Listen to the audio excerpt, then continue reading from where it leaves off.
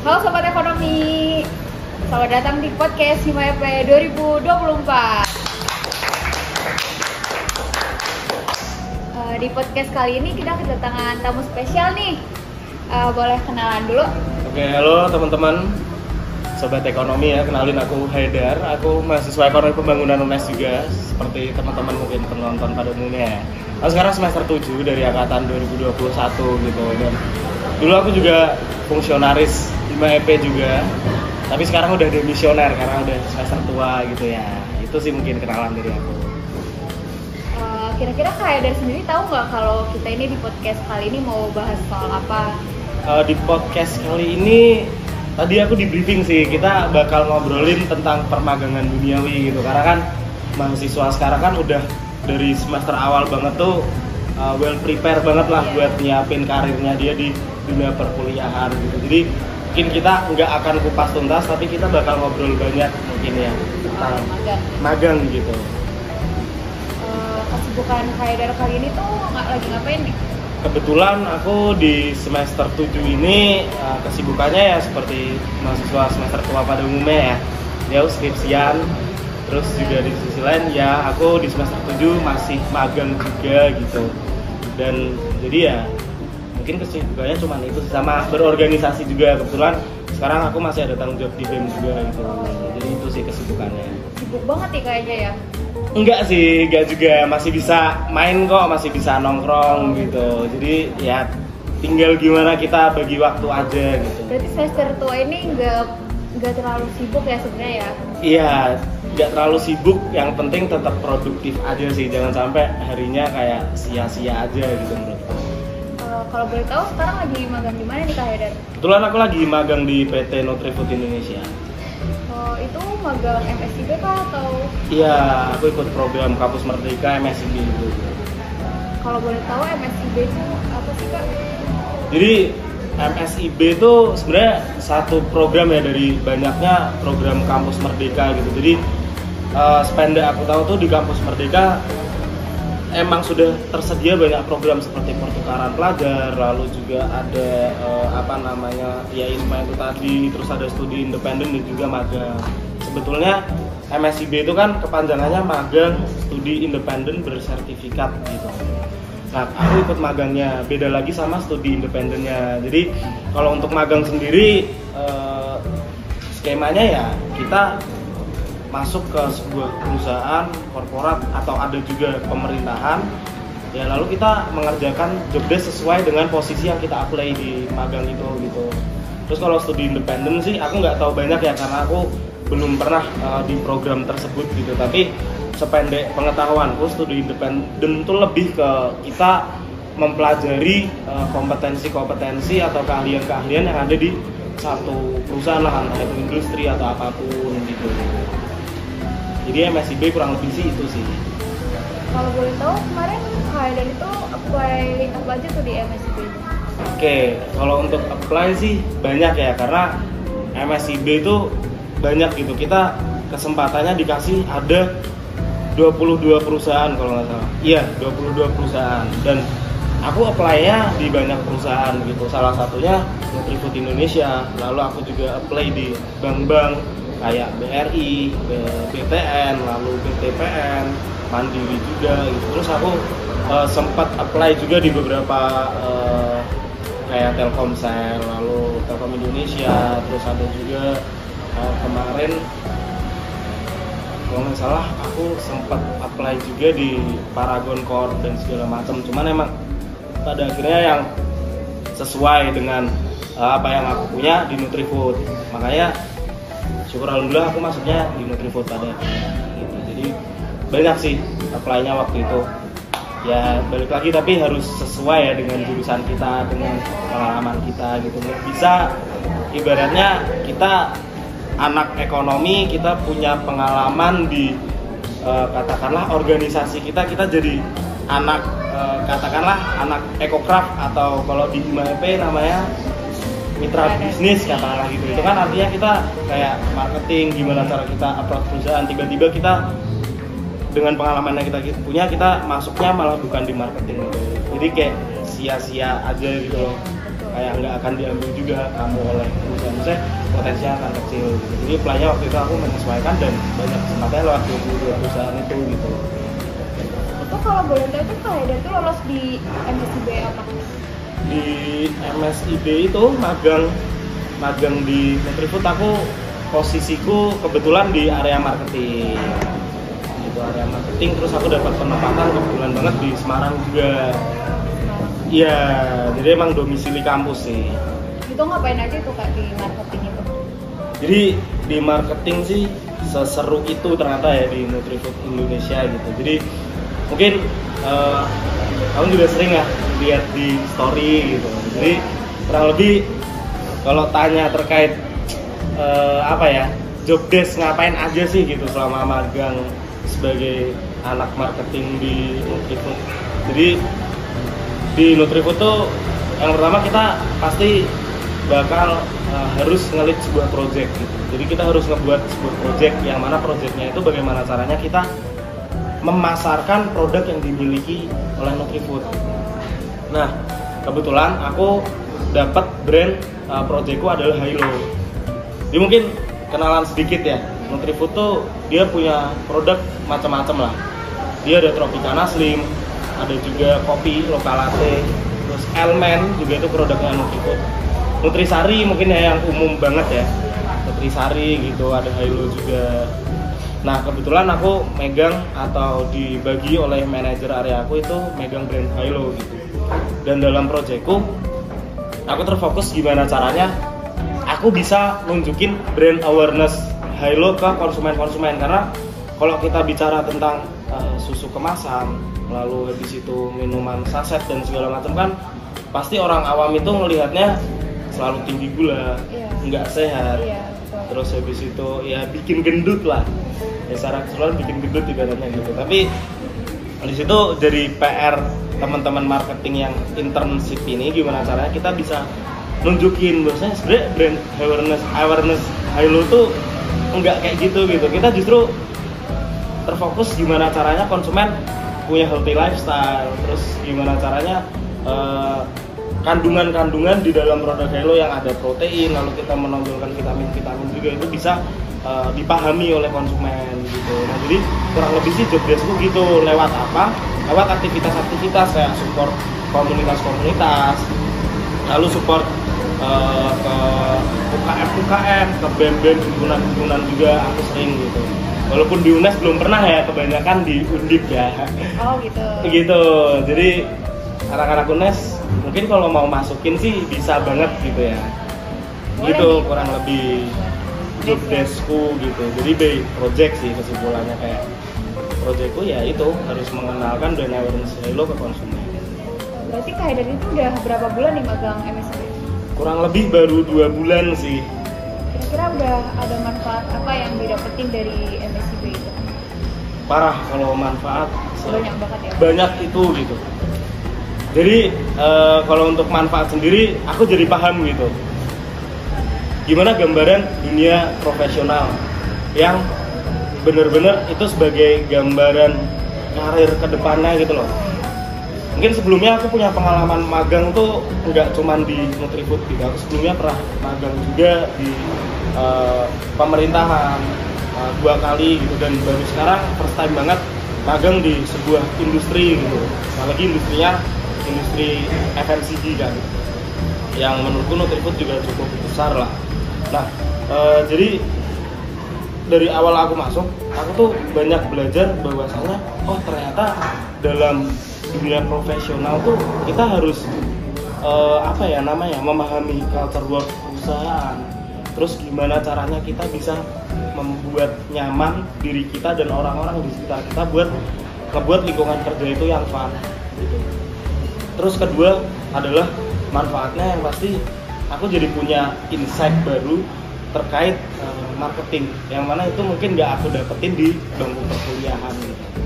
Walaupun yang namanya pemasaran itu berhubungan dengan angka penjualan, lalu juga supply chain dari distributor ke outlet itu kan mungkin sedikit banyak dipelajari di anak-anak ekonomi juga lah. Cuman ketika aku masuk tuh aku jadi praktek dan tahu realitanya gimana, kayak oh kayak gini tuh ternyata dalam mengambil sebuah keputusan kapan kita harus support ke UKM ini, kapan kita harus membuat aktivasi sosial media, itu tuh keputusannya tuh bukan lagi berdasarkan teori tapi realita yang ada gitu. Makanya aku dapat manfaat banget bisa punya insight itu gitu.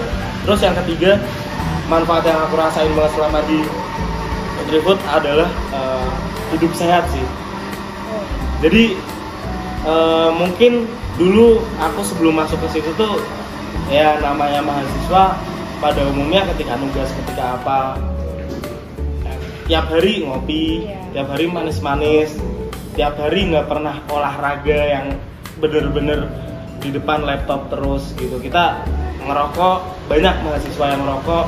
Aku dulu bener-bener aktif banget ngerokok, bahkan sehari sebungkus saja pun kurang gitu. Tapi sekarang bisa berkurang drastis banget, bahkan kayak sehari, 2 hari, 3 hari tanpa rokok tuh bisa. No problem gitu loh buat aku, no problem banget lah. Oke, itu sih manfaatnya tuh kerasa banget gitu buat diri sendiri gitu. Terus buat karir juga ya, manfaatnya jelas kayak kita jadi tahu karena di Nutrifood itu kayak jadi kantor di sana tuh kayak ya udah kayak kafe aja. Kita nggak ada ruangan manajer, ruangan petinggi apa, ruangan posisi apa gitu. Jadi semua bebas, anak magang bisa sebelahan sama manajer area yang megang sejateng DIY dan kita bisa saling sharing gitu. Jadi benar-benar dapat manfaat gimana caranya kita harus bangun konektivitas sama orang-orang, terus gimana caranya kita harus sebagai individu tuh harus punya unique selling point lah. Gimana caranya kita harus unik beda dari yang lain gitu. Kita harus unik beda dari yang lain karena kayak misal kita PD, kita aktif organisasi, oh kita anak ekonomi, oh kita anak PTN. Jadi semua orang juga organisasi, semua orang juga PTN, semua orang juga anak ekonomi, sebanyak itu orang itu. Kita harus punya keunikan yang berbeda dalam diri kita gitu, entah dari segi apapun. Nah, itu aku dapetin itu dari itu tadi yang ngobrol. Iya, dari magang. Kalau menurut saya berarti itu tuh MSCB itu worth it gak sih buat mahasiswa sekarang ini? Parah. Kalau misal memang teman-teman niat, perjuangin sih, karena aku juga dari awal benar-benar niat dan perjuangin banget dan pada akhirnya dapat juga kan di Nutrifood ini gitu. Kalau boleh tahu poin penting apa aja yang harus disiapkan oleh mahasiswa biar bisa lolos MSCB itu? Oke, poin penting sih menurutku yang pertama adalah komponen yang penting untuk dipersiapkan dalam mendaftar MSCB gitu. Itu adalah CV, lalu selanjutnya portofolio, terus ketiga personal branding. Itu penting. Aku bahas dari CV dulu lah. Oke, kita bicara CV, pasti orang banyak yang berbangga bahwasanya aku ikut kepanitiaan A, B, C, D, aku ikut organisasi A, B, C, D, aktif sana sini, aku bangga gitu. CV-nya 2 lembar. Tapi ketika CV-mu itu enggak menunjukkan apa yang dibutuhkan oleh perusahaan, itu sama aja gitu. Sayang gitu loh. Aku buka di podcast inilah demi sobat ekonomi. Aku kan daftar di Nutrifood kan sebagai area marketing. Aku punya pengalaman sebagai fungsionaris lah di mitra bisnis, yang mana job deskku ketika di departemen itu saat itu adalah aku nge-approach perusahaan, terus aku maksudnya kita gimana caranya bisa bermitra dan berkolaborasi lah. Aku benar-benar nonjolkan itu gitu. Di sisi lain aku juga punya pengalaman di BEM, tapi itu nggak kutonjolkan. Orang-orang secara awam kan ngelihat kayak, oh ketika BEM terus habis itu menjadi kepala bidang itu kan kayak wah keren. Yeah. Tapi di mata HRD, di mata orang yang membutuhkan kamu ketika kamu daftarnya marketing ya buat apa gitu loh. Kayak kamu ngedaftar, kamu amerin, bro aku kabit sosial politik gitu lah, gue nyarinya marketing kenapa yang datang anak sosial politik gitu. Nah walaupun orang-orang kayak masih mikir kayak mitra bisnis kayak kabit kan lebih tinggi lah ya daripada cuma fungsionaris, tapi aku pede kayak gimana caranya, kayak aku punya pengalaman ini loh di hubungan dari A, B, C, D. Aku menyesuaikan dari apa yang aku daftar gitu. jangan sampai nggak linear. Kamu katakanlah punya kegemaran, punya kompetensi apa, kamu daftarnya malah apa. Cuman karena nama perusahaan itu keren, perusahaannya udah gede, atau posisinya namanya keren gitu. Jadi menurutku CV itu harus betul-betul disesuaikan dengan kebutuhan perusahaan. CV berbeda ya, dan dalam CV itu menurutku harus selalu berbicara tentang angka lah. Berapa kali kamu bisa, kayak aku ya contohnya, aku berapa kali bisa menggaet perusahaan, berapa uang yang bisa aku kumpulkan ketika aku menjadi sponsor di sebuah acara kayak gitu. Jadi ya harus based on data gitu loh. Jadi menurutku HRD akan tertarik terkait hal itu. Terus yang kedua kan tadi ada portofolio. Jadi CV itu menurutku nggak efektif kalau banyak tebel. CV itu ibaratnya bajunya aja. Jadi kamu pamer baju bagus ya udah di CV. Cuman dalemannya itu kita masukin di portofolio, kita breakdown di situ. Katakanlah kita pernah sebagai leader atau kita pernah ngebuat project A, B, C, D. Kita breakdown di situ. Kita ngapain aja? Kita mengakomodasi atau koordinasi berapa staff di situ. Terus habis itu kompetensi apa aja yang kita punya, kita breakdown habis-habisan di portofolio. Terus jadi portofolio ya yang jelas harus lengkap dengan menggambarkan diri kamu banget lah, kayak nyeritain diri kamu banget gitu. Terus selanjutnya yang ketiga adalah personal branding. Ini menurutku yang penting banget dan orang-orang sekarang tuh kayak nggak mikir hal itu gitu loh. Jadi aku kasih background dulu ya. Jadi dulu tuh aku ngerasa Instagram yang keren adalah Instagram yang feed-nya estetik, nggak terlalu banyak, 3-6 feed cukup. Jarang bikin story, sekalinya bikin story ya pemandangan pantai atau kita lagi nongkrong yang estetik. Menurut gue itu bullshit, maksudnya personal branding gitu ya. Justru menutup dirimu, maksudnya kamu nggak akan laku ketika kita berbicara terkait karir gitu. Aku sempat ngobrol sama mentorku yang kebetulan dia juga nerima anak-anak magang, terus dia yang mewawancara. Dia melihat orang di Instagram nggak aktif, maksudnya postnya sedikit, terus dia highlight-nya juga sedikit, kelihatan dikit lah. Walaupun mau pengalamannya jadi kepala apa, ketua apa, ngelit berapa ratus orang, sorry to say, kamu bukan yang dibutuhkan gitu loh. Jadi personal branding itu menurutku di Instagram ya sepenting itu. Justru gini, kalau orang-orang di Instagramnya sepi, di LinkedIn keren gitu, aku pernah dapet omongan kayak gini, itu tuh salah gitu loh, kayak kamu fokus ke LinkedIn sedangkan Instagrammu tuh isinya sepi gitu. Karena ya based on ini sebenarnya dia tuh melihat dari sosial media gitu loh, bahkan dia LinkedIn tuh di bawah Instagram lah kalau aku lihat ya, walaupun nggak semua HRD seperti itu ya. Karena kalau kita bicara LinkedIn kan ya udah pasti ya penuh kepentingan lah di dalamnya ya. Semua orang bicarain karir di dalam LinkedIn gitu loh. Cuman di Instagram kan bagaimana keseharian kita bisa dinilai dari situ. Jadi personal branding itu sepenting itu. Apapun kegiatan kalian, apapun project yang kalian lakukan, kalau bisa di post ataupun bikin story. At least suatu saat ketika kau membutuhkan kebutuhan karir itu tadi, ya kamu bisa majang itu, mamerin itu di highlight. Jadi kamu punya punya poin tambahan lah daripada yang lain ketika kamu aktif di sosial media gitu. Programnya tuh apa aja sih Kak kalau di MSIB sendiri? Jadi kalau untuk di MSIB sendiri programnya itu tadi sih studi independen dan juga magang gitu. Tapi kalau berbicara terkait program itu yang pasti ya perusahaan itu berbeda-beda. Maksudnya kalau aku cerita tadi di Nutrifood adalah by project ya. Sebagai marketing kita harus bekerja sesuai project. Kalau aku project Hilo mau aku apain gitu. Cuman mungkin beda lagi dengan program di perusahaan lain gitu.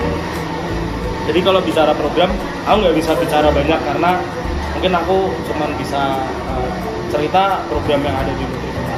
Yang Kak Haidar sendiri jalanin gitu? Yang aku sendiri jalanin. Cuma sejauh ini kalau ditanya program, dalam Nutrifood sebetulnya kita ya kuliah juga. Karena apa? Karena kita di dalam situ tuh disediain platform yang namanya Nutriversity. Jadi di dalam itu tuh banyak materi-materi kursus kayak terkait marketing, terkait critical thinking, terkait cara kita presentasi, cara kita komunikasi sama orang, business to business marketing, terus habis itu bisnis ke perseorangan marketing, gimana cara kita berkomunikasi, gimana caranya kita menanggapi, gimana cara kita membuat sebuah keputusan gitu. Jadi dalam Nutriversity itu kita ada post-testnya, ada video pembelajaran, ada buku-buku PDF pembelajaran dan segala macam. Mana kita tiap hari, bukan tiap hari sih, maksudnya harus selalu ngelihat dan juga ngisi soal-soal yang ada gitu. Jadi menurutku programnya luar biasa banget sih gitu. Berarti tuh kayak beneran belajar bisnis banget gitu ya? Iya, belajar bisnis banget. Jadi kayak kita, seenggaknya aku bersyukurnya kayak jadi punya gambaran gitu loh. Oh, di industri, di korporat nantinya tuh akan seperti ini gitu loh. Gitu sih kurang lebih. Kan banyak nih mahasiswa yang pengen lah lolos MSIB kayak Kak Haidar. Itu tantangan tersendirinya tuh apa sih Kak? Oke, kalau bicara tantangan ya, aku tantangannya pada saat itu adalah terkait pemilihan pemilihan perusahaan, lalu juga posisi gitu. Jadi dalam pemilihan perusahaan ataupun posisi, di situ aku benar-benar kayak, aku jadi keinget waktu itu pas UTBK, kayak benar-benar aku harus milih kampus mana ya di UTBK. Pilihan pertama UNES, lalu pilihan kedua UNES, atau pilihan pertama UDIP lalu UNES gitu. Kayak benar-benar gambling lah. Menurutku tantangannya itu, tapi tantangan itu menurutku bisa dihadapi dengan kita harus cari tahu kalau emang kita mau merjuangin untuk dapat MSIB, kita mau merjuangin buat bisa lolos, ya kita harus cari tahu misal perusahaan ini nih, dilihat Instagram perusahaannya, websitenya, atau kita sekarang juga ada platform rame kan, TikTok, ya kita lihat di TikToknya dan segala macam. Jadi tantanganku waktu itu adalah bagaimana cara memilih perusahaannya dan posisinya. Nah, kalau posisi ya tinggal kembaliin ke diri sendiri. Jurusanku apa sih?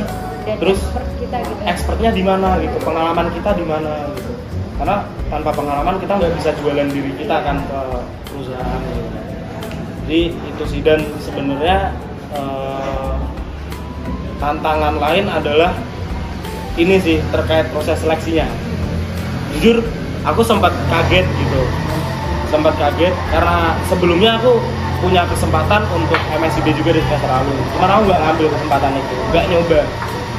Pas sekarang baru nyoba, aku kaget proses seleksinya tuh bener-bener kayak apa ya, kan kita nge-apply 22 perusahaan nih, 22 perusahaan.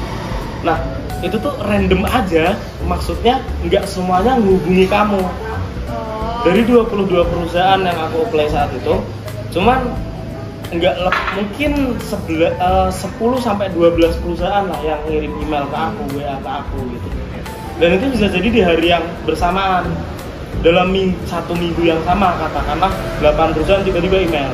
Silahkan Anda isi psikotes, selamat Anda sudah lolos administrasi, silahkan bikin video, silahkan bikin PowerPoint. Itu tantangan banget buat aku karena itu baru gitu loh. Ya jadi aku harus bikin PowerPoint gimana caranya, apa aja project-projectnya. Aku harus nyiapin wawancara, aku harus belajar terkait psikotes. Tapi itulah kenapa aku dari awal banget nyaranin MSIB ke kalian, justru karena itu. Bahkan ketika aku pada akhirnya misal kemarin belum rezeki dan gak lulus pun aku udah bersyukur banget gitu. Karena aku tahu proses seleksi di dunia profesional tuh kayak gini gitu. Dari mulai seleksi administrasi, tes psikotes lah, apalah, interview, ada FGD, ada LGD. Jadi kayak menurutku itu tantangan banget sih, dan tantangan itu bisa dijawab dengan ya well prepare tadi.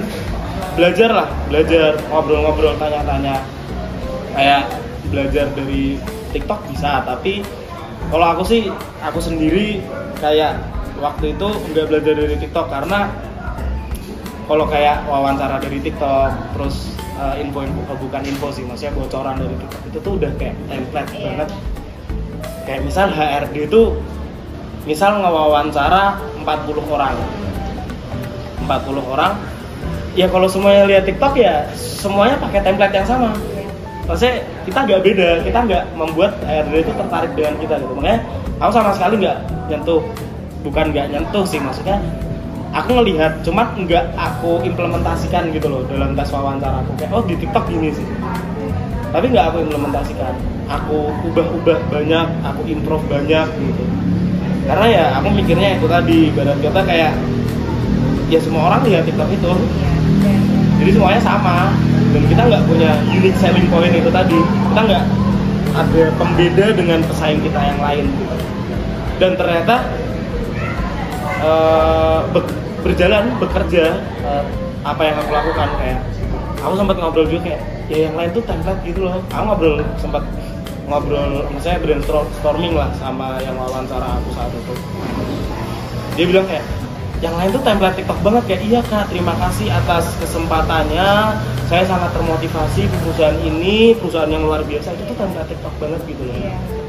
Dan balik lagi, kalau misal mau apapun posisimu di karir organisasi, apapun pengalamanmu, ketika kamu nggak punya unique selling point, ketika kamu sama seperti yang lain ya sama aja gitu. Nggak dilirik gitu loh. Ya udah sama, hitam semua gitu. Kamu harus jadi putih di tengah warna hitam. Ada nggak sih tips dan trik dari Kak biar bisa lolos MSIB? Oke, tips dan trik sih mungkin ada beberapa poin ya. Yang pertama, persiapkan sematang mungkin. Aku tuh sampai nyiapin tracker MSIB. Jadi ada template di Excel. 22 perusahaan tuh aku list progresnya sampai mana aja. Maksudnya apakah di tahap aku sudah dihubungi email atau di tahap aku ditolak atau apa. Aku bener-bener list itu. Terus tiap perusahaan tuh aku tulis juga di Excel kayak aku harus nonjolin apa nih di perusahaan ini gitu. Ya kan perusahaan kan kebutuhannya beda-beda ya. Kayak katakanlah Nutrifood butuh seorang marketing yang punya gaya hidup sehat, yang punya kemampuan untuk bekerja dalam tim, kemampuan untuk mengambil keputusan dan segala macam. Ya apa kan ngambil itu? Aku tahu itu dari mana? Dari mempelajari sosial medianya tadi, dari mempelajari website-nya perusahaan itu tadi. Dan katakanlah perusahaan lain membutuhkan kamu sebagai seseorang yang formal, profesional, rapi, good looking dan segala macam. Ya aku akan sesuaikan itu gitu. Ibarat kata ada saatnya kamu pakai kaos, ada saatnya kamu pakai kemeja gitu. Jadi kayak tipsnya tahu benar-benar nge-breakdown di tracker MSIB di Excel. Jadi ketika kamu mau mengusahakan dan niat ya pasti akan diterima. Terus selain itu menurutku tips and tricks selanjutnya adalah ketahui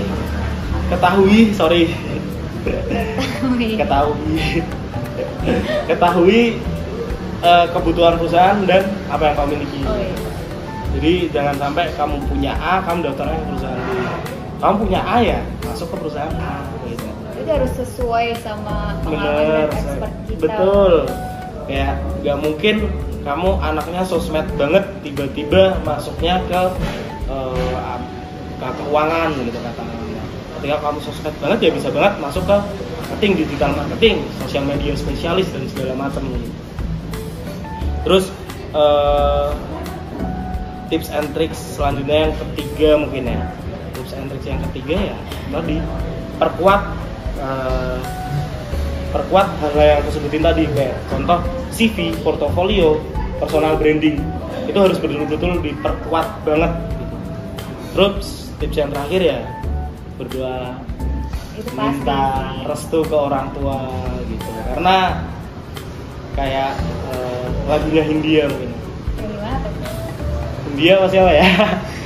Karir ini tidak ada habisnya. Jadi ya, kayak kita gambaran naik tangga aja gitu sih. Kayak aku selalu ngebaca bahwa kita berkuliah, kita selama 4 tahun tuh kita kayak naik tangga, jangan sampai kamu tuh stuck di satu tangga gitu. Kayak ketika ada kesempatan karir, entah organisasi, entah magang, ya harus ambil itu, ambil resikonya, terima konsekuensinya, pasti akan banyak pembelajaran dari situ. Jadi itu sih tips dan triknya. menarik banget nih program MSIB. Iya bener, ini Banyak wajib banget banget sih manfaatnya. teman-teman. Semoga sih di kabinet Bapak Prabowo tercinta ini masih dilanjutkan ya Iya, Kampus semoga. Merdeka. Cuman aku dengar sih Kampus Merdeka sih masih dilanjutkan. Jadi mungkin kan aku batch 7, nanti batch 8, 9 dan seterusnya masih ada. Ini menarik banget soalnya nih buat mahasiswa, terutama buat semester 5 yang mau magang gitu. Betul. Ini bisa- Terima kasih buat Kak Haidar yang udah nempatin waktunya buat Oke. berbincang sebentar mengenai MSIB dan sharing-sharing soal MSIB. Bener. Dan ya aku juga makasih sih karena emang menurutku dari semester 1 tuh harus betul-betul kita tahu lah. Jadi mungkin teman-teman nanti kalau yang lihat bisa